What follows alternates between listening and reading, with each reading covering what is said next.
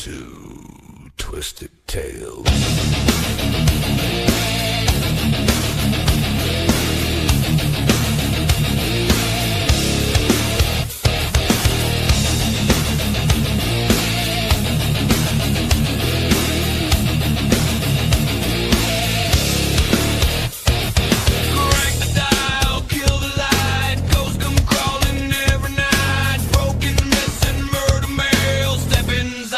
Twisted Tales, Twisted Tales, hell, blood and bones and unknown trails. Twisted Tales, hell, true got teeth and drags their nails.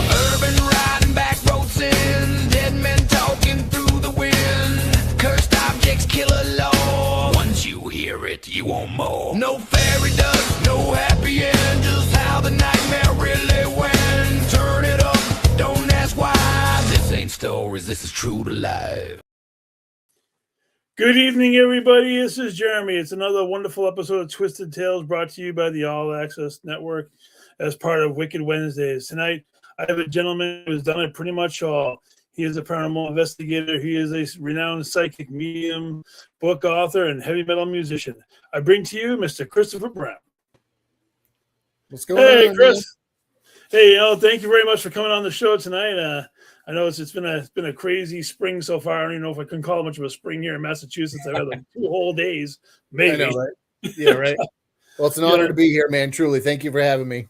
You know, I remember a while ago we had talked about it. I really wanted to get you on because, man, you pretty much have done a lot of stuff, and you just keep on doing more. You know, and so started off. Why don't you tell us a little bit about how you got involved in the paranormal in the first place? Like, when were your earliest memories of the paranormal? You know, it's funny because I've been asked that before, and I always try to like really dig deep on this stuff, you know. But if you had asked me 10 years ago, like, you know, do you have any gifts or abilities, I would have probably laughed at you and said no. You know what I mean? Like, because I didn't really believe in much of it at all. I could feel energy, I guess. You know, like I would say that you know, I could feel when a ghost was around. I tell my buddies, "Oh man, I feel like there's a ghost here," you know, or I go into some weird creepy building and I feel like energy, right? Yeah. But like, so years ago, I didn't really have any word for it, but a buddy of mine, Adam Began, him and I went to this place called the Parsonsfield Seminary. It's right in Maine. And we were just kind of cruising around, and it was off season. The caretakers were unloading their Christmas tree and just putting it in like a burn pile or something out back. And they were like, "Oh, hey guys, you know, what's going on?" And we're like, "Oh, you know, we're paranormal investigators." And cause Adam was doing it first, and we met through the music scene because we were both in bands at the time, you know, and, so I expressed that I had grown up in a haunted house, and that's kind of what sparked it too. Like growing up in a haunted house, like, and it was like real haunted, like cliche haunted, dude, like crazy, weird shit would happen. Like even friends would come over who didn't believe in any of it, and they'd be like, "I'm never coming back here again. Your house is fucked up," you know. So that kind of triggered things too, like just unexplainable things happening. And then so we're in Parsonsfield. And I'm starting to get impressions of stuff. You know, I felt like a younger male spirit was playing hide and seek with me. And of course, you know, I brushed it off because I'm like, this can't be real. You know, like it's just my imagination is what I'm thinking. And I went home and I YouTube Parsonsfield Seminary, and there was a medium that went to she stood in the same spot that I did. And she goes, "There's a young male spirit here and he's playing games with me." And I was like, no fucking way. Like my jaw, is it okay if I swear, by the way? Yeah, absolutely. Okay, absolutely. cool. Yeah, sorry. Yeah.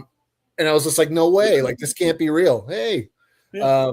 And so I started digging into it, you know, and I was like, what does this mean to be a medium? And to be honest with you too, at the time I was kind of hitting rock bottom. You know, I was going through a lot of stuff, a lot of heavy emotional and just spiritual, physical stuff.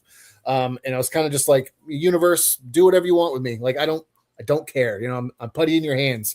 And it led me down a healing path, dude. So like I started finding guys like John Holland and, you know, like, you know, some of the, you know, I'd say TV mediums, but they're also not like, you know, they're not like, you know, Matt Frazier or, you know, or Teresa Caputo or anything, but Gotcha. They're doing gallery readings. They were healing people. They were bringing through messages from loved ones. And I was like, you know, I really want to do that. You know, I really want to be able to heal people and through that healing, heal myself. And so that's kind of how I got into it in a nutshell. You know, I just, and I've been doing it ever since. I found a real passion for it. And I've loved it ever since. I still learn, I still grow, I still take classes, I still in development always. And I love it. It's a subject that I will never get tired of. and it's just a fascination that cannot be satiated. You know what I mean? I do agree. It really does work, and the universe does definitely listen. Yeah. Sometimes you don't want them to hear half the things you have to say, and that's the truth. And yes, by the way, we have carte blanche to say whatever, use whatever colorful language we want to. This is Twisted Tales, and it goes in whatever direction we're going to take it in. Perfect. Don't be afraid of that. Usually, I put up a disclaimer, but we didn't do that tonight because our good friend Gwen Johns, our producer, is healing from her stuff that she had done today, and God bless you. Hopefully, we'll be seeing her back again soon. Yep, sending healing her way for sure. So on the paranormal side first, and then we'll dive into the readings and the medium side.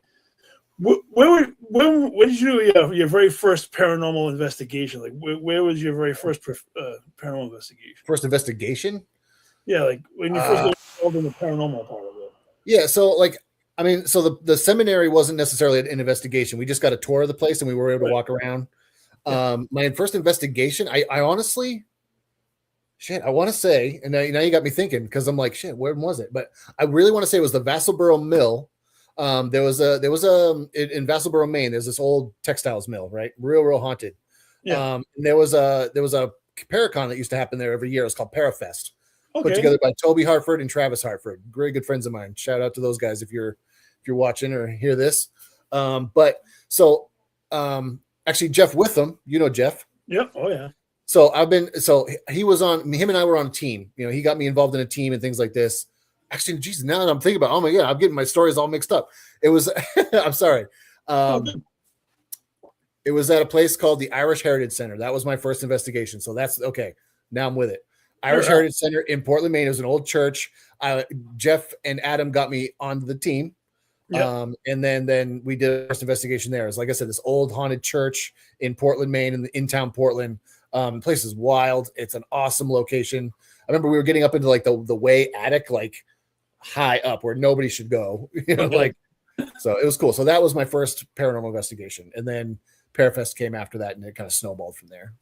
Sorry, I got a little. Cool. I had to think about it there for a second. Don't worry. I'm sure some of the questions I'll end up asking you will make you have to think a little bit too. Down, I'm trying, Christy. I'm trying to calm down. Don't worry. It's all good. It's all good. So you've been investigating now for a good amount of time. Yeah. Where have been some of your favorite locations that you've actually gone and done? Oh man, I mean, I gotta say, Pennhurst Asylum was definitely a favorite. Cool. Pennhurst was really fun. Getting out to Arizona, being in Tombstone, Arizona, the Birdcage Theater was really cool. Oh wow. Locally in my area, Fort Knox, Maine, where 207 Paranormal, we do a lot of stuff there. What's up, guys? That's always a great spot. I mean, I gotta say too, even though the Conjuring House is, it's got what it's got going on, I really had a good time there. I've been there a few times. That place has definitely got energy. But truthfully, some of the wildest moments I've had were residentials. You know what I mean? Places that, you can't rent out. You can't, people just, they're having some struggles and they call you up and you investigate. And like, I've had some wild experiences at residentials. So amazing. So with the residential, is it more you're helping the families connect with the energies that are in the home because of your mediumship abilities? Is because I know that you said in when I was reading up about some stuff is that you connect the investigations with your mediumship to help out. So it's like you have that as an additional tool that a lot of people don't actually have. Well, yeah, I think we all do. I think everybody's a psychic. Everyone's a medium. I don't think it's. I just think it's how far do you want to take it? You know what I mean? Like, some people might really like to watch Grey's Anatomy, but they're never going to be a doctor. You know what I mean? No, that's fair. But some people might watch Grey's Anatomy and be like, I'm going to college and I'm going to be a surgeon. So it depends on how far you want to take it. But I do that with paranormal teams for sure. And in some of the residential places, it was like, like what do you feel? What can you validate for us that maybe the people that are living there are experiencing that they haven't told anybody? So it eliminates some of like the debunked stuff, and it kind of hones down into the spiritual stuff as well. Oh, thanks, Randy. Gotta love the beat. I just got this. I love this thing. That's cool. Oh, it's really hard to be a Boston fan right now with the Celtics tanking it and the Bruins tanking it. And, well, somebody told me once, I walked into somewhere, they were like, you got a lot of nerve wearing that hat. And I was like, look, I've been watching them lose my entire life. It's all good. Oh, God, yes. I hate to say it, I don't usually bring sports into it, but I mean, I've been a Patriots fan since the 80s when they tanked it out. And, years of watching the Celtics just on the cusp but not doing anything. And I'm not huge into hockey, so I really can't get that far. Right, hey, Chris. Hey. So, oh my God, when did you actually start developing? I know you said you picked up on your mediumship skills. When did you actually start developing them as far as starting to help people individually, like working with people? When did you decide to go down that path?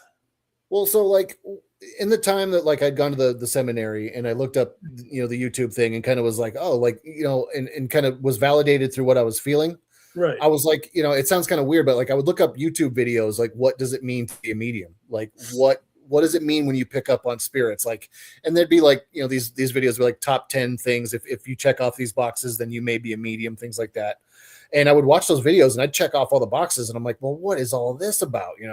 Right. So, like I said, once I found out that it was for healing, the people that you're reading for, as well as those in spirit, it really piqued my interest. So what I started to do is I was on Facebook groups for spiritual groups, and people would post a picture of a loved one and say, can anybody pick up on anything from this individual?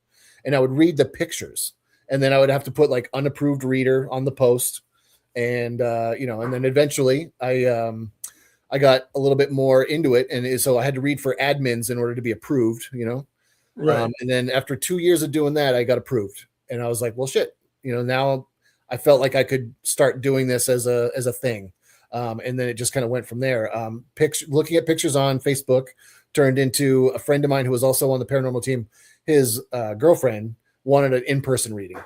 Okay. And to be truthful with you, he said that he's like, oh, she wants to meet up with you. And I was shitting my pants because I'm nervous. I've never done a face-to-face type of thing. And when I did it, it went really well. And it snowballed, and I was like, wow, I can do this face-to-face with people. It's not as intimidating. So I started slowly doing it over time. And it just is bumped up in what I've been doing. Now I'm doing it full time.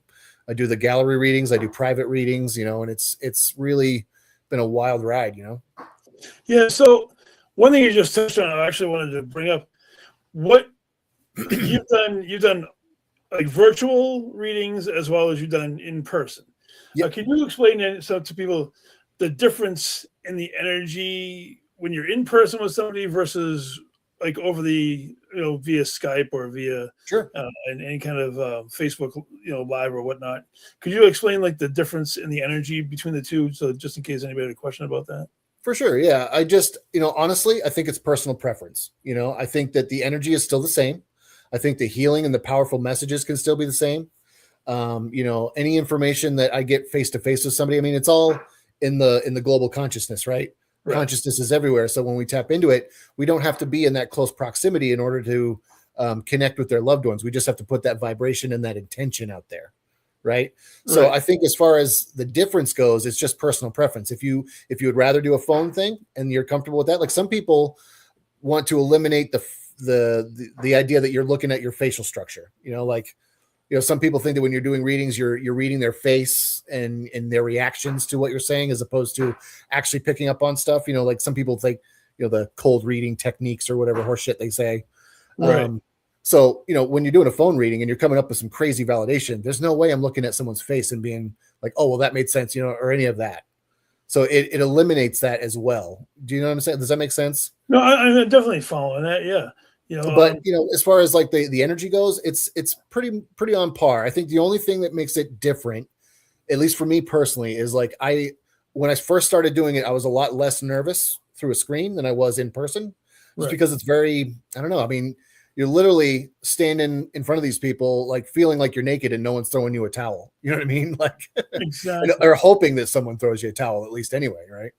So nerves get to you sometimes, especially in the beginning. I definitely see that in like being clairvoyant. I can definitely, because I can communicate with spirits, not maybe quite as at the level that you do with the psychic, with the mediumship and galleries and whatnot. But I have helped some people on the minors to just connect with family members at like investigations or identifying spirits directly. But I feel like the energy is definitely infinite. I agree with Bill on that one. Yeah, I agree as well. Like being in person with somebody and actually like feeling their energy like in the moment, to me feels like you're connecting with that person more so than like over the like virtual or something like that over the telephone. I mean, if they were worried about you reading facial features, you could go back to back with them, singing chairs of back to back and just having them talk to you, and you could pick up on things that way. I mean, to me, it's like I get more on the person to person live face, like right there versus I've never done any readings over the phone or anything like that, because I just don't know what to think about any of those things. But it's amazing what you can do, man. I've heard first hand about just recently you were in Augusta and you did a gallery at the Augusta Civic Center, right? That's right. Yeah, me and Scott Allen were up there, and we 330 people. Yeah. So that's another thing I wanted to branch on to. Could you explain to me like what it feels like to actually do a gallery and with a crowd of that many people and trying to pick up on that many energies and trying to pick out ones that like what does it look like to you? Like what do the spirits look like to you in an arena of that magnitude? It's so funny because it has presented itself in different ways over the years. At that particular one, it was wild because on my way to the Civic Center, I was just driving there, and a woman's husband came to me. And, sometimes people will come to me. I mean, a lot of the times people will come to me before gallery readings, and they'll give me some information. And they'll just say, hey, give this out into the crowd, and it's for so-and-so, and this is my message. In this particular occasion, he came to me. He said, you have to buy my wife a box of chocolates because I proposed to her with a ring inside a box of chocolates. And he's like, and that's my sign for her. And I'm like, I was like, at first I wasn't sure. But I was like, I'm going to listen to my gut. I'm going to go do it. And there's a local shop in Augusta called Macaba's Soul. And they sell chocolates there, and they're a metaphysical shop. I do a lot of work out of there. So shout out to Macaba's Soul. And so I got the box of chocolates, you know what I mean? And I brought it to the gallery, and sure enough, I start reading. I start bringing this gentleman through, and I said, oh yeah, by the way, ma'am, I set the box on the side of the stage. I said, by the way, he told me that he, proposed to you with a ring and a box of chocolates, and he wanted me to give you a box. And she's like, and I think all the air was sucked right out of the room, and so I grabbed the box and I handed it to her, and I was like, this is from him. And she, everybody, I mean, myself, everybody in the room was like, oh my fucking God, like talk about validation. Right. But, so things like that will happen where spirits will come to me prior. There was one time I was on Richmond, Maine. We were on this place called Swan Island. I think it was like 70 people I was doing a reading for, or a gallery for. Okay. And I saw a group of people like coming in a line almost. They were like, not like single file, but it was like just a crowd of people walking towards the crowd of living people that were in the gallery. And I watched that and I was like, okay, this is going to be all right. They're here. They're ready to pass on the message. And it was a beautiful night, so it happens in different ways. There's also times when I'll be in a gallery and, it'll be like, I usually have everybody take a nice deep breath with me before we start. Sometimes, like I said, people come to me prior. Sometimes nobody. It's crickets. And I take a deep breath and then poof, somebody comes in. So it's really, it's so variable and it's so different every time. Oh, wow. I was gonna follow up with if you did like some sort of a opening where you had them ground themselves or open up to communication. Like I know sometimes with groups of people, if you're like when you go on an investigation, if you want to communicate with spirits, you usually get everybody around and you do like a grounding ceremony, so to speak, where you put the roots into the ground and then like you open up your crown for communication, and sometimes it works very, very well. Mm-hmm. I didn't know if you do something like that similar to when you do a gallery. So when I first start talking to everybody, I will, as I'm talking and doing my intro, I'm slowly getting into that mindset of like, okay, it's time to read. It's time to get into that spiritual mode, and right before everything, no matter what I say, sometimes like I'll build the energy in the room. And lately it's been something I've been doing and I really like it. And partially it's selfish because I think it's funny but also it builds the energy in the room. But you're a wrestler, so you remember Ric Flair? Yep. So you go, woo, right? Oh, yeah. So I literally had 330 people go, woo. And it was great. And I loved it. I was laughing so hard, but like people were laughing. People were like, the energy got brought up, and it was, in that, after that, I was like, all right, now everybody just take a nice deep breath with me, and we'll get started, and I preface it by saying, like, this is for healing, not just for you guys, but for those in spirit as well. Like, this is a high vibrational thing. This is nothing negative is going to come through. Nothing bad's going to happen. There might be heavy subject matter for sure, right? But nothing, there's, no low vibrational energies are going to sneak in and be like, oh, I'm Uncle so-and-so. It doesn't work like that. Okay. So in that, for that reason, that's kind of, I don't focus a lot on the visualized grounding methods, but I do make it a point to just say, hey, this is for healing. This is for love. This is for validation. And Right. Those things kind of set the tone for the evening usually. Oh, that definitely makes sense. So it's going to sound really weird because I'm trying to visualize everything. So I just figured when you're in that arena and you have 330, 400 people, how many, it could be 30 people. Yeah. And all of the energies, all the spirits, all the loved ones, or past relatives, or just some random jamokes that could be in the building that are just hanging around. Right. Like, do they like stand in line to talk to you? Do they try to bum rush you all at one time? You're like, okay, guys, one at a time. How does it appear to you? Like when you're when you're doing a gallery, do they try to bum rush the stage, so to speak, like in a concert, or do they like understand? Yeah, everybody rush the stage, right? Well, come on. I mean, we're gonna get into that chapter of what you got going on too, but right. Bum rushing the stage is definitely something. Right. With that, it's very different as well. There are times when it's one person at a time. I'll pick up on a grandmother or a son or a father or a friend, and they'll come through very politely one at a time. Sometimes if there are two people that need to get, they like similar situations, let's say, both will, for example's sake, we'll say two gentlemen died of suicide. They want to get a message to their mom. There's two moms who lost sons from suicide. They might come through at the same time, and they'll, hey, my name's David. My name's Nick. And it gets a little hazy because it's like I try to hone it down to one person, but two people are presenting themselves at the same time. Right. So, and then you have to do some navigation work to, okay, who am I with and who makes sense of what? But for the most part, people are generally one at a time. They understand that if I have 5 people talking to me all at once, I'm not going to be able to give you the best reading or the most validating reading. You know what I mean? That's fair. So, and I think that spirit respects that in a way. That's true, but I mean, you understand as well as I do that I've had this conversation with several people before, and I wanted to get your take on this. Where when you cross, you tend to have the same mannerisms that you had on this side of the plane that you do when you leave your physical being and you move on that side. So if you're a good person, you're gonna be good.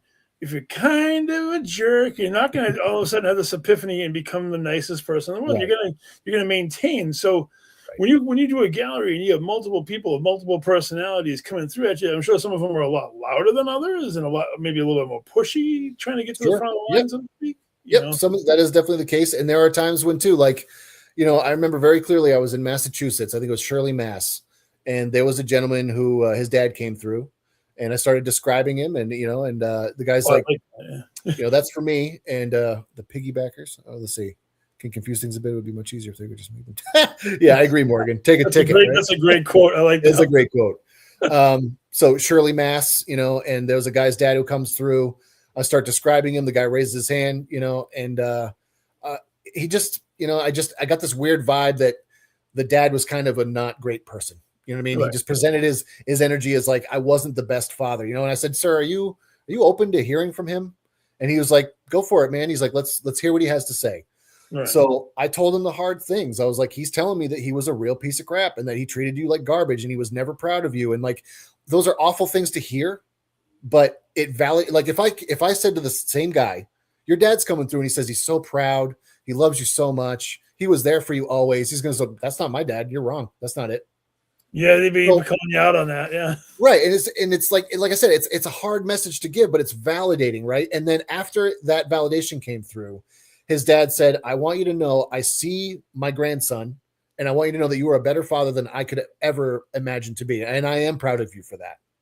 And it changed his whole demeanor. You know what I mean? Like I said, it healed his dad on the other side because he was able to pass on that message of like, hey, I know I fucked up in life, but I'm trying to make sense of this in the afterlife.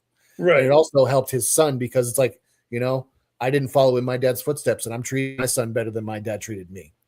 Wow, that's really amazing. You know, It's hard, you know, but no, it is. And seeing that you're there and you're trying to connect with all of these spirits, and all of these spirits are intelligent spirits versus some of the residual ones that we deal with when we go to like haunted locations and things of that nature.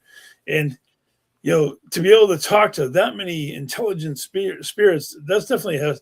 Do you have like your own way of like decompressing after all of these galleries? Because I'm sure that when you walk out of a gallery, your energy has got to be like on an all-time like pinging off the Richter scale, or you just feel like you're just drained and you're just ready to crawl into a corner and take a nap. Right. Yeah, it's usually one or the other. I'm either like vibrating across the floor, or I'm just like, you know, just passed right out. You know, but I usually go through my decompression. You know, and what I try to do is, so I'm not switched on all the time. You know, I can't be. You know, it would drain me too much. For me personally, when I started learning this stuff, I set boundaries with spirit, and I was like, look, I can't be on all the time because I don't have it in me. And so when I'm done with a personal reading or a gallery reading, I shut it down, you know, and I'm just me.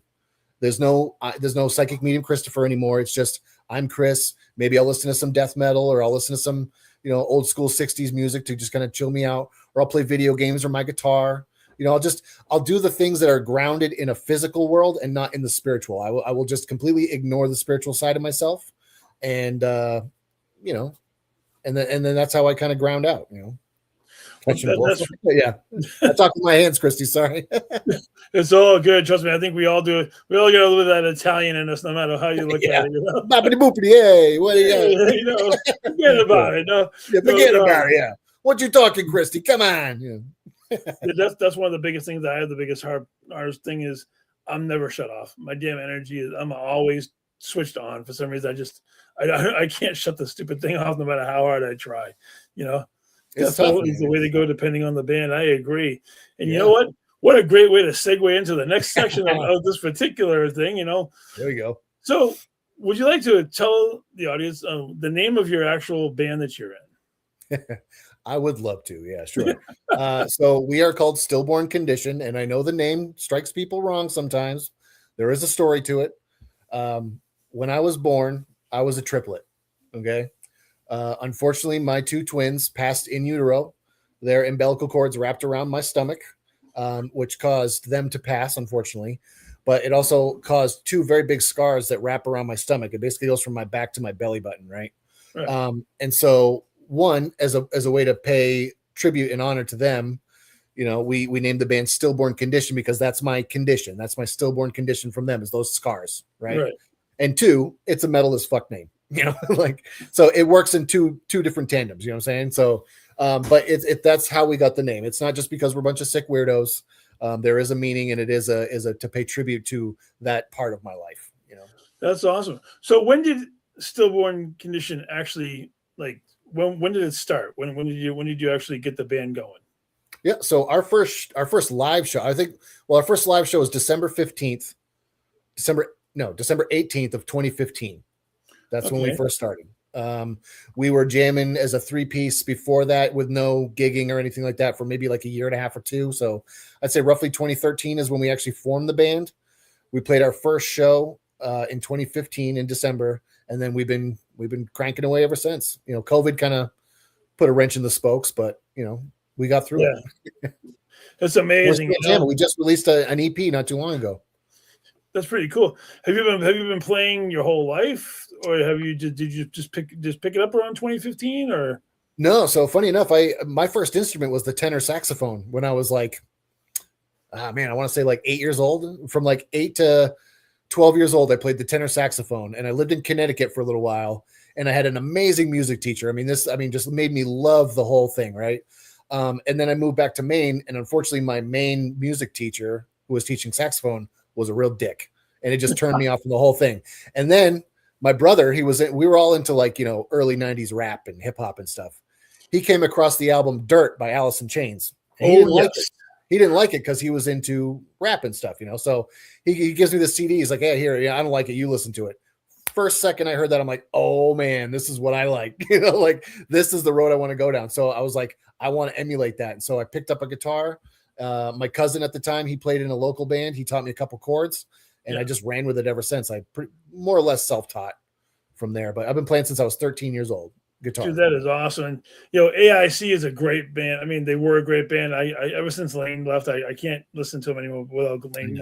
His vocals is what actually carried the band over the top. Oh my god, yeah, 100%. Like the very first album, Facelift, is probably my favorite album. Well, I mean, Dirt's great too because it has some really cool songs like The Rooster and whatnot and so forth. Yeah. But yeah, nothing. When I first heard the opening riff of Man in the Box, I automatically got hooked by them. I saw them open up for Megadeth, Metallica, Megadeth, Slayer, and Anthrax. Oh fuck yeah, dude! It was 1992. You got it in at the old Great Woods. Oh man, that's the Xfinity Center now, right? Yeah, it was called Clash of the Titans. Clash of the Titans, 1992. Alice in Chains had just come out, and that was the year the Slayer had Seasons in the Abyss. Oh fuck yeah! Megadeth had Rust in Peace, and Alice in Chains had just done Persistence of Time. So it was like all those amazing albums, all in one shot. I'm not jealous at all. Yeah, I mean, amazingly, Anthrax was the headliner of all. Oh wow! Believe it or not, with Persistence of Time was like one of the hottest. Yeah. Metal albums at that time. It's funny. Anthrax was the last one of the big four thrash bands that I had to see to make the big four. I've seen Metallica, Megadeth, Slayer, and Anthrax now. I haven't seen Testament, though. I want to see them. I saw them a long time ago. I mean, a long time. We're talking probably like 88, 89, right around that time frame. Going way back. Way back, yeah. I've been a metal fan since, I'm going to say like 86. Oh, fuck yeah. The very first time I ever saw a metal band, I saw Metallica open up for Ozzy Osbourne. Oh, man. They were playing stuff off of Master of Puppets, and Ozzy was doing the Ultimate Sin album around that time frame. So that's killer. Yeah, that was pretty amazing. Anthrax, the original. Yep. That's funny. I saw Metallica in '98 at Gillette Stadium. It was their summer sanitarium tour. That was the first time I saw them. It was like Korn, Kid Rock, Power Man 5000, and System of a Down. Wow, Power Man 5000, Rob Zombie. I know, right? Holy crap! That's the name. It's bringing it back, right? Oh yeah, it is. So, aside from Alice in Chains, which obviously like spawned your interest in going in that direction, what are some of the other influential bands that influenced the style of music you actually moved into with your band and stuff like that? So up until a certain point, I was listening to more grunge, more not like death metal necessarily, but the first couple of death metal records that really changed my mind was you ever heard of the band Whitechapel? Mm-hmm. So Whitechapel's first album, The Somatic Defilement, I heard that in like 2007, and I was like, there was another band called Job for a Cowboy. They have an album called Doom.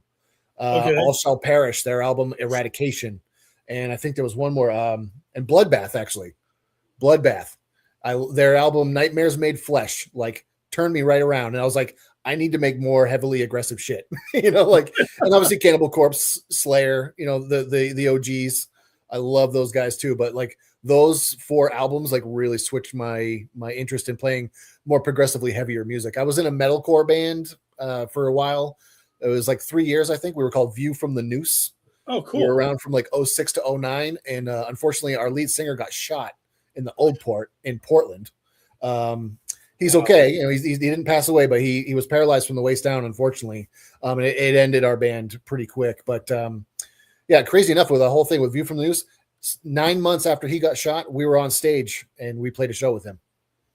That's amazing. So the picture you used in the intro, where it's like me with a black guitar, that was that show.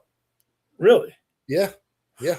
Man, which is kind of crazy that you chose that picture. But I was like, oh shit, bringing it back, It's cool, and like I love all the heavy metal stuff like DSI, Dark Angel, Angel, freaking God. They say Cannibal Corpse stuff. Oh yeah, Cannibal Corpse. King Diamond was really good. Yep. Even some of the newer stuff like Cradle of Filth had a couple. I got into them a little bit. Are you familiar with Cradle Filth's cover of Mr. Crowley from Oz? No, I got to check that out though. You might want to check. You might want to check that one out. That one's pretty badass too. All right. Yeah, I will say I was in a new metal phase for a while. I loved Mudvayne, Slipknot. I liked Mudvayne a little bit. Slipknot, yes. The first few albums, Slipknot, first two for me. Iowa and their self-titled, hands down, amazing. And Mudvayne's first two as well. But after that, I'm like, they got a little soft. Well, you know what? You were bound to. I mean, if like you said, you were a fan of vintage Slipknot, they went hard in the paint, really hard for their first couple albums. I mean, I've seen them live with their first album. Oh shit! Like 5 or 6 times I saw them when they first came out, and we got Clown and all the other guys. It was like crazy. Morbid Angel, Devil Driver. Devil Driver. Wow, Devil Driver is great. That's the guy from Cold Chamber's newer band. After Cold Chamber, he went to Devil Driver. I saw Devil Driver with, I want to say, Static X when Wayne Static was still alive. Them and Black Label Society. That was a cool show. Static X was a great. Like their first 2 CDs were amazing. I remember the first time I heard "Push It." I almost you almost lose your mind when you heard heard "Push It" for the first time. Yep, agreed. "Blood for Days" and all the other crazy. So many good songs. Yeah, and even seeing those bands live and the energy that comes off of it. How could you not get wrapped up in heavy metal music? For those who don't enjoy the genre, it is nothing but pure energy from the minute you guys hit the stage. I'm just reading Nathaniel Scott. No, Iowa was not the worst. Sorry, I disagree. Check yourself, buddy. Versus 3. Try versus 3. Subliminal verses. Whew. There's one or two decent songs. I mean, Iowa was not their first album, but it was a great album. Christy, I can disagree. It's okay. Oh yeah, Land of God. I've seen them a bunch too. Yeah, Monomarth. Fuck yeah. I've actually seen a Monomarth. They're the ones with the Viking ship and all that kind of shit, right? So funny enough, I saw a Monomarth it was Cannibal Corpse, a Monomarth, Lamb of God, and Slayer at the Xfinity Center, and that was a sick show. That had to be pretty sick. That was cool. Marilyn Manson, old school Manson. I love him. I got up to a point where I think Holywood was the last album from Manson that I really liked. I gotta say, when you bring up Marilyn Manson, when I first heard "Beautiful People," that hooked me. Yeah. And then I saw him live at the whatever Great Woods, whatever it became, and his stage show was freaking insane. Right. No matter how controversial you think the guy is, it's like, oh my god, boom. It's so funny because later, in the last 5-10 years, people are like, new information's coming about Marilyn Manson. He's so controversial. I was like, he's never not been controversial. He's never been shy about that either. He knows what he is. I respect that, Nate. Iowa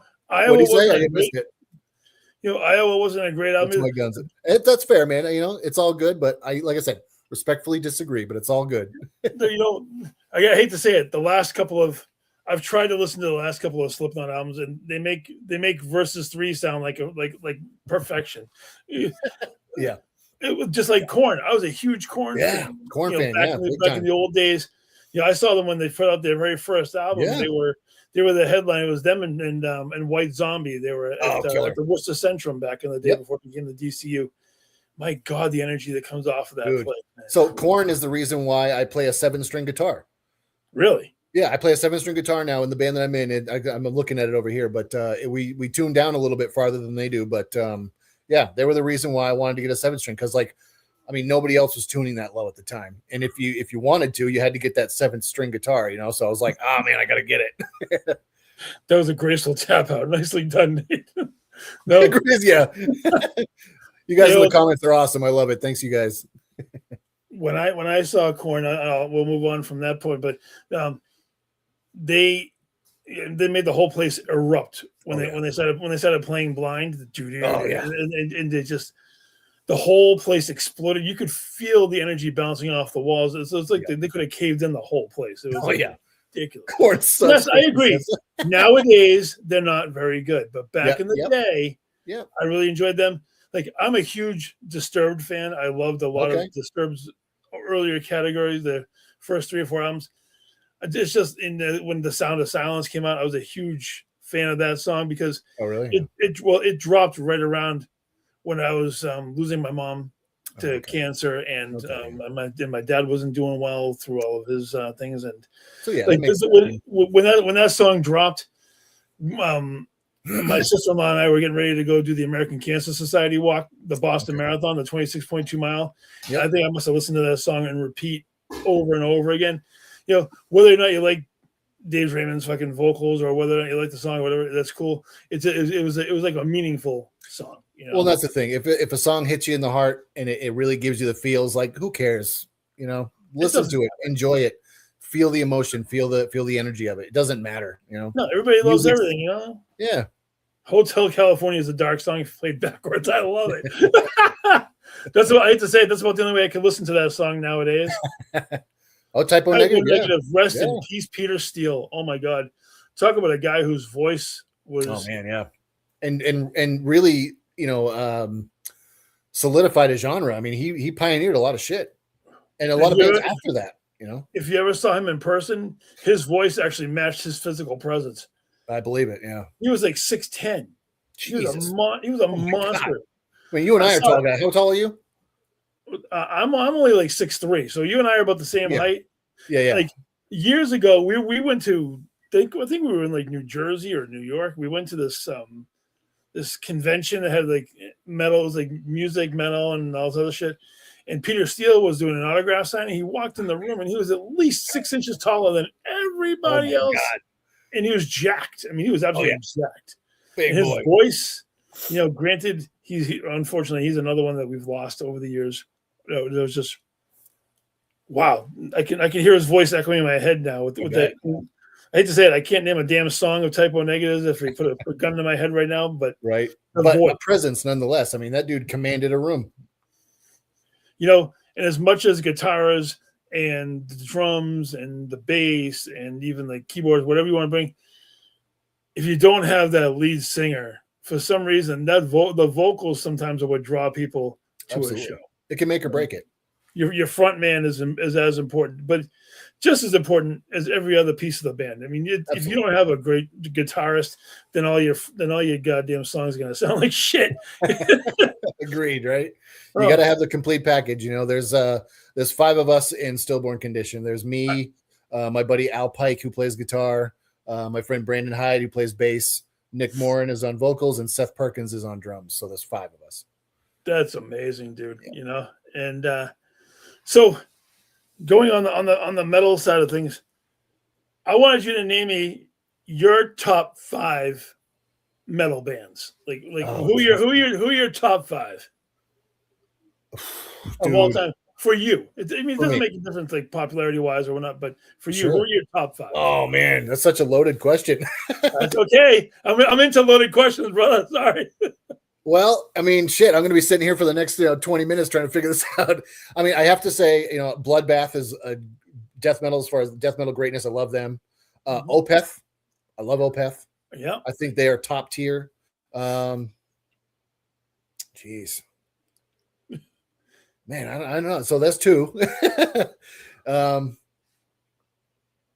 Shit, there's so many. I mean, it's hard to pick. I mean, It really depends on the mood and what strikes me at the time. Like I said, I go to Bloodbath and Opeth, which is ironically 2 of the same singer. But let me think here. Jeez, I don't know, man. That's tough. You got me, dude. You stumped me. It is tough. Really. So if you separate it out and just work on like the death metal part of it and not just think about like new metal and other parts of metal, just hit the death metal part of it. I'm sure you must have a bunch of them that are off the top of your head that you must have like on a playlist that you. I was going to say, now I'm going to look at my Spotify list and see. Let's see what we got here. Oh God, yeah. Well, let's see. I know sometimes I come up with some crazy questions. It's just it depends. Oh man, listen. So I mean, Whitechapel for sure. I love those guys. Okay. There was a few albums where I was like, you know. Let's see here. What about newer stuff like Motionless in White? Do you listen to any of those? You know, I don't, honestly. Okay. You know, I'm going to be real with you. I don't listen to too much of the newer stuff. Honestly, I'm stuck in my, you know, I'm getting to that age where I'm like, they don't make it like they used to. Yeah, exactly. You know, also Korn. They're not death metal, but they're OGs. Yeah, of course. Let's see. I'm looking at my Bill playlist said Rob now. Zombie. You know, Rob I Zombie's love great. Hellbilly Deluxe. I used to play the Ocarina of Time, Zelda, the Ocarina of Time, and listen to Hellbilly Deluxe and fight the final boss. That's awesome. Yeah. Oh yeah, linking video games to music has definitely been something I used to do all the time. You know. Oh man, Suicide Silence, man. I got to drop those guys' names. They really changed my my perspective on a lot of. They're more like deathcore, I guess, but they're good. Thank you. Definitely never a dull moment on this show. You know, I know, right? I try to keep it as keep it ripping. Definitely. You know. Let's see. Yeah, so there's 3, right? Let's see. I got to come up with 2 more. It's all good. Let's see. I'm going through my playlist now. I said Opeth, yeah. Also Perish. Like I said, those guys rip. Those guys are great. I never get tired of hearing them. And let's see. Jeez. I'll pick one more. Let's see. The Haunted. You ever listen to The Haunted? No, I don't think I've heard The Haunted before. Ola England. Like he does he's got a YouTube channel. He runs the company Solar Guitars. But check out The Haunted. They got an album called oh my god. One Kill Wonder. That's what it is. Oh, that's pretty. Cool. It's fucking awesome. It's killer, yeah. And I gotta say, Devil Driver's got to be up on that list. I love those guys. They rip. Nice. You know, Nate dropped that name, and I was like, oh yeah, like fucking yeah, I do listen to them. Like, yeah, sometimes you forget about those early 2000s, and I think those early 2000s, right, for Devil Driver. Yeah, early 2000s. And a little fun fact too. Like, as much as I love death metal and I'm into death metal, it's kind of funny because like 80% of the time I listen to like 90s, 80s, 70s, 60s. Like I go down the list. Like I'll listen to shit from the 40s, and I vibe out hard, you know. Well, you know what? Being a musician, you tend to gravitate towards all genres of music, you know. My mom, you know, she would listen to all these, you know, it was the oldies or whatever, you know, and she would always quiz me. She'd be like, "Oh, who sings this song?" I don't fucking know. And so now, you know, when you know someone's on the old school, you know, oldies radio station about who sings this, I'll be like, "Oh, that's the Association," or "Who sings this?" "Oh, that's the Animals," or "That's the Beatles." You know, like it just is so ingrained in my head. It's funny. Yeah, no, I go through days. Tears for Fears, Heart, you know, like Hall & Oates. My God, there you go, Hall & Oates. Jeez. Well, I hear you. I mean, I've been gravitating a lot towards CCR, Creedence Clearwater Revival, Fogerty, Pink Floyd. Oh God, Brit Floyd. Have you heard Brit Floyd? I have, dude. Those guys. I mean, if you closed your eyes, you'd think you were listening to like OG Pink Floyd. Yeah. It's crazy. I got to tell you this, brother. Hey, Jeff, I think it was last year or the year before, a friend of mine took me to go see Brit Floyd in Boston. Okay. And you know what blew my motherfucking mind away, and I don't care, I'll say it exactly. The Great Gig in the Sky. Oh, man. The woman singer that they had up blew my mind. Just blew. Yep, still working. We've been talking about that, Jeff, this whole time. Jeff's come to see us a couple of times. He's definitely a big supporter of us. Thank you, Jeff. You know, I'm hoping one of these days I'll be able to get up there and check you guys out too, because I would definitely love to hear some of your stuff, man. No doubt. We're on Spotify if you want to check it out. We got 2 albums. Our first album is called God Eater. It's a full length, and then we have Malevolent, which is a 5-song EP. Dude, that's phenomenal. You know, thank you. Yeah, the great Gig in the Sky. Yeah, my God, I love that tune. Dark Side of the Moon, like, dude, hands down, one of my faves. And The Wall too. I used to call that my mental health album just because it helped me through a lot of shit. You know, I agree, man. You know, nothing better than just cranking some Pink Floyd, you know, and just kicking back, relaxing. I was always a huge fan of Queen. Freddie Mercury was one of my favorites. The Doors with Jim Morrison. If you want to just trip out, just throw on like The End and just listen to it for like 30 minutes, you know, shit like that. Yep, absolutely, man. Just vibe right the hell out. I'm a gigantic Rush fan, so anything from the Rush catalog, I was huge into them. I just recently learned More Than a Feeling by Boston on guitar. Oh wow, that's pretty sick. I love that song. I love like all that old school, like Toto, you know, Boston. Man, just listen to Dark Side earlier. Tell you the song "Time" now hits me right in the heart. I mean, like it never used to, but I'm getting older, so you know, you hear the song "Time" and you're like, like that's got a heavy meaning to it, you know. No doubt. So I don't want to skip out on any of the chapters because, man, trust me, I got them all in here. I want to talk about your books. Sure. Take a different direction. Okay, So, yeah. can you explain the origin of "I fucking knew it"? I love the hashtag on the thing, but could you want to talk about that? Was that your first book? It was, yeah. So the first book's called "I Fucking Knew It." Yeah. The second book's called "The Untrained Medium." And honestly, the way I got the name for "I Fucking Knew It" was there was so many times in my life before I even knew I was a medium where I wouldn't listen to my intuition. I wouldn't listen to that gut feeling. I fucking knew I shouldn't have done that. Like, God, I'm an idiot. What the fuck? Or I would do something. I fucking knew that was going to happen. I fucking knew it. And I would always say things like that. And so once I got into mediumship and doing the readings, I was like, that fits too well. So. That's awesome. And I thought, what a great name for a book. Then I fucking knew it. So that's how I came up with the name for that one. Yeah, man, I'm gonna have to get a copy off you and read that, because I like, the more I've been thinking about, like, I gotta know what the hell that book is about. And like, so, and you also have the Untrained Medium. Yes. So was that basically based on your own experiences as So growing that's and developing as a medium, or exactly like what kind of some of the hardships that I went through in my early development, not knowing I was a medium. Some of the things that like I went through and experienced before I even knew it was a thing. Like, there's some like, incidences where I talk about in certain early chapters where like I went to a girl's house. And I remember this very vividly. I think it's in like the first or second chapter. I had no idea I was a medium or anything like that, but a friend of mine called me up. She goes, a friend of mine's doing some self-harm, unfortunately. She goes, we got to go over and take her sharps away, make sure she's okay. Ooh. So I went over with her. We go upstairs, this old house, I get up to her room where she's at, and she's got a guitar. And I played guitar at the time. So I'm like, oh, that's a cool guitar. I was like, do you get an amp for it? It was an electric. And she's like, yeah, it's in this other room. She goes, let me take you to the other room. I'll show you the amp.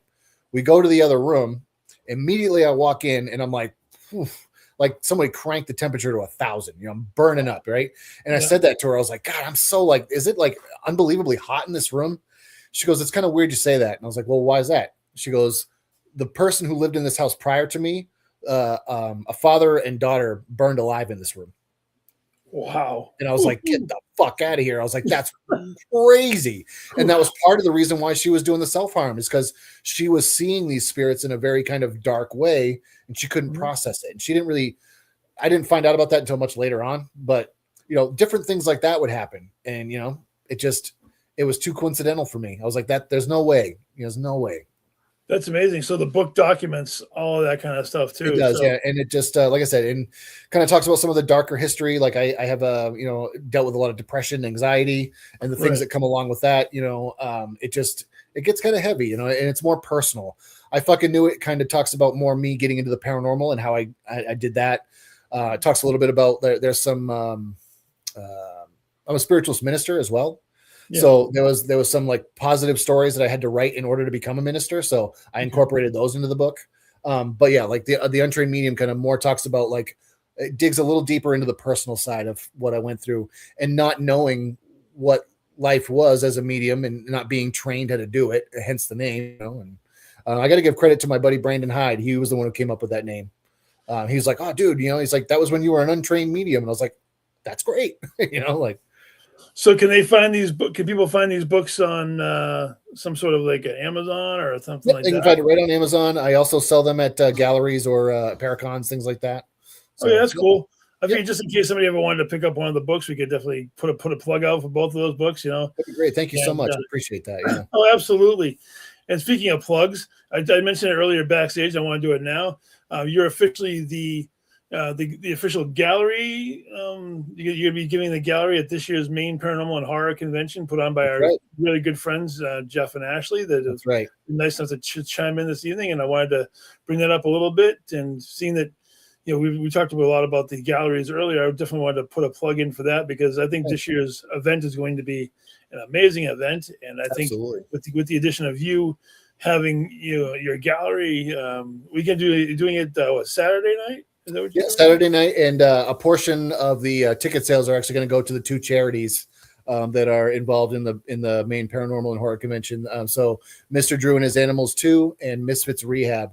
I'm going to be donating a portion of all the tickets, or not all of them, but a portion of the ticket sales to those guys to help them out and just support them and their charities. So Dude, that is a way to give back and just thank you, man. I feel like it's important to grow as a community and to help each other out. And if I'm able to do that, then I wholeheartedly feel like that's the right thing to do. I definitely say if anybody watching this now or gets a chance to watch it later, please come to the Maine Paranormal Horror Convention. Yes. And Augusta Civic Center. Come see Chris's gallery. Come support Jeff and Ashley because they are amazing people, and this is going to be another amazing event. Mm-hmm. Actually, in a few weeks, I am.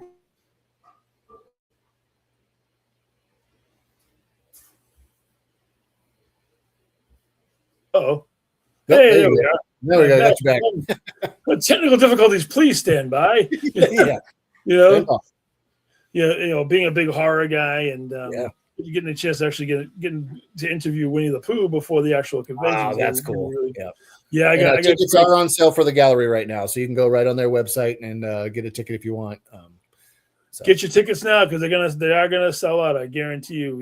That would be unbelievably amazing, and I would be eternally blessed. It would be great. I think so. We both froze for a second. I don't know what happened. I think the gremlins came in and decided to messing with us, right? Like I told you earlier, I'm not the biggest person with technology, so who knows? Little dancing monkeys go across the screen and smashing with a hammer. Be like, "What are you doing?" Yeah, cymbals clanging their cymbals together, right? Yeah. Oh my God, monkey shines all over again. A little show. Yeah.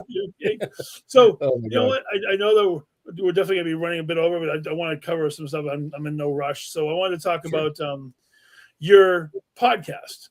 Yeah, because it's one of the chaps we haven't mentioned. The lovely Raven was on earlier. She's been commenting too.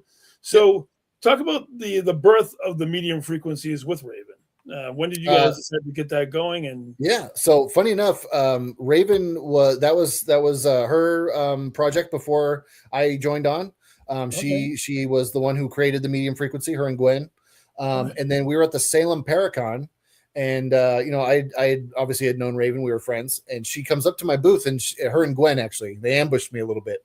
They're like, "Chris, we got a question for you." And at first I'm like, "Oh fuck, what'd I do?" And they're like, we really need, I really want a co-host. And she's like, "I think that you'd be a good fit." She goes, "How do you feel about joining me on the medium frequency?" And I just was unbelievably honored and grateful. And so I hopped on, and I thought it was a great way. I did do a podcast years ago called "I Fucking Knew It." It's on Spotify now. You can still find it.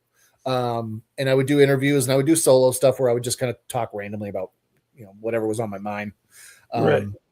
But, I loved that vibe. I loved doing that sort of stuff, interviewing people, talking to people, growing the community, learning about other people's stories.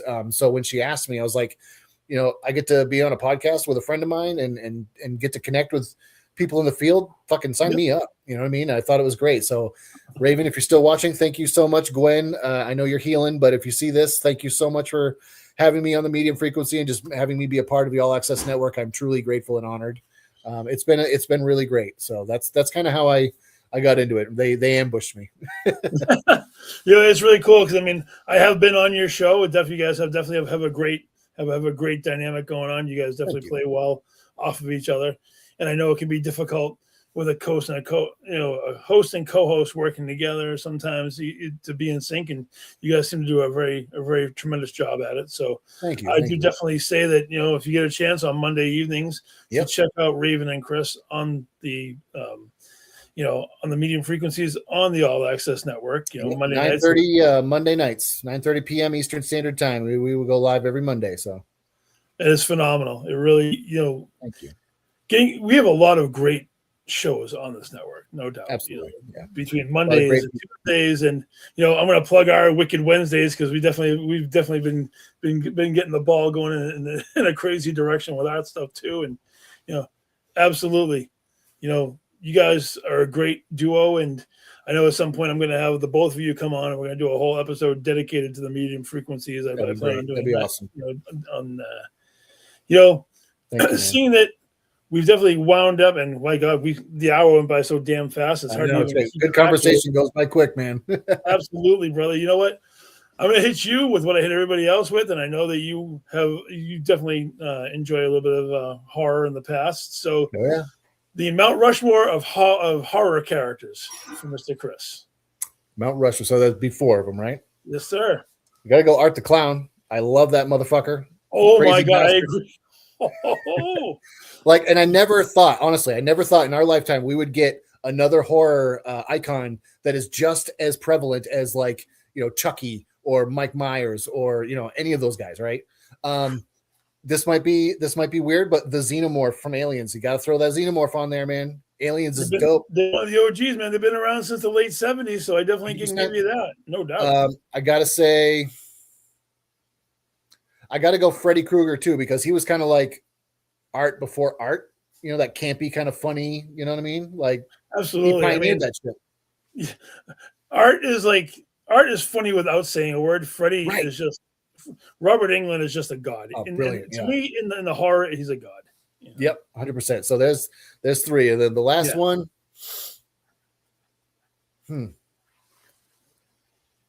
That's a good question. You know, it's hard. Does one of the creatures from The Thing count? We can not horror icons, but that's a great horror movie. You know. No, we can include The Thing in general, because I mean I know that those things constantly just change put Kurt forms. Russell's face on there. Exactly, you know, just Kurt Russell with the big beard and the long hair. And all nobody that trusts anybody anymore. Dude, you know the lore of that movie, right? I may. What do you got? The fact that they give away the plot in the first couple of minutes of the entire movie. Oh, right, yeah. In the cab of the truck when they're speaking Russian, and the guy looks at the dog and says, "That's not really a dog," or something along those lines. But you know, and it actually, if you spoke the language, you would actually know that they gave away the entire movie within the first couple of minutes. But the American audiences, you know, for the most part, don't speak Russian, so they didn't have no idea, right? Oh no, absolutely. I mean, I only found about that years later, because you know when you deep dive on things and you're looking through social media and it's like, oh my God, you know. But you know, Chris, thank you very much this evening, man. It has been a pleasure and an honor to have you on the show. You know, and hopefully we'll get a chance to do this again someday down the road. I'd love to. That'd be great. This has been awesome. You know, so this is Jeremy Cotter, my excellent guest, Christopher Brown. Come see him at the Maine Paranormal Horror Convention with the gallery. Watch Medium Frequencies, watch Twisted Tales, watch my buddy Nate with Paranormal Unveiled, and all the other great programming on the All Access Network. And Sean, can you take us home?